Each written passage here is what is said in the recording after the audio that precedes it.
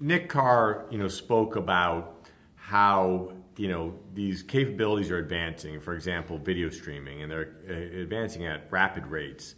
But the expectations of the users are increasing at quicker rates. So, what does this mean related to, how the CPA firms are, providing services to their clients? What do they need to think about related to that? I think the first thing CPA firms need to embrace is make sure that whatever infrastructure or network or business processes or services that they're digitally delivering, that their network infrastructure is ready and up to the task. Okay. Number one. Number two, client organizations are beginning to think about location and making sure they have access to fast bandwidth.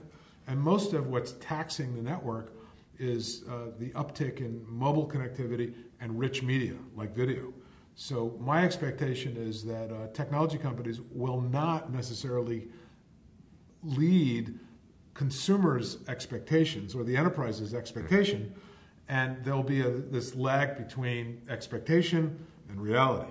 And we're going to have to deal with that. Now, in all fairness, people just want more. They always want more. Always want more. Right. And the technology company is going to bring out 5G, and the Internet of Things is coming.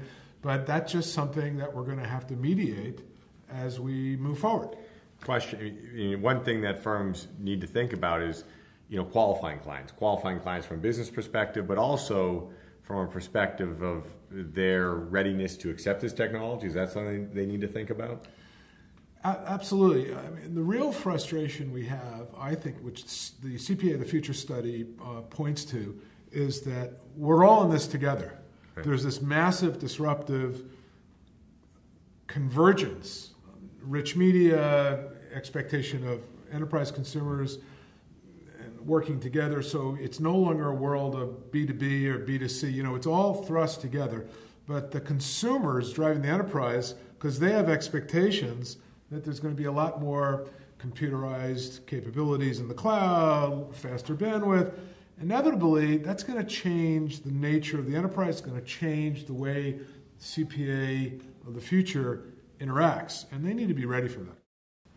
Dr. Canton, I mean, your institute, you work with Fortune 100, business leaders, government and not-for-profit leaders. Why the CPA profession? Obviously, we're quite passionate about what they're doing for Business America. But what are your thoughts on how you're making an impact with our community? Well, interestingly, whether it's a big organization of 50,000 people or 5,000 people, small and medium-sized business is the engine of productivity and driving GDP. And that's also the folks that are the most innovative for all intents and purposes. They're investing in innovations faster than the big companies.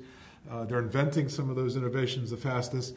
When it comes to, when you think about even some of the smaller companies, Uber, Apple, we're talking, even though Apple's not a small company, I came out of Apple. Today's startup and small enterprise that a CPA is helping bring into the future may be tomorrow's big company. And I think that's what's kind of exciting to me. CPAs are really innovation agents working with, I think, the engines of tomorrow's economy. So I want to work with those folks.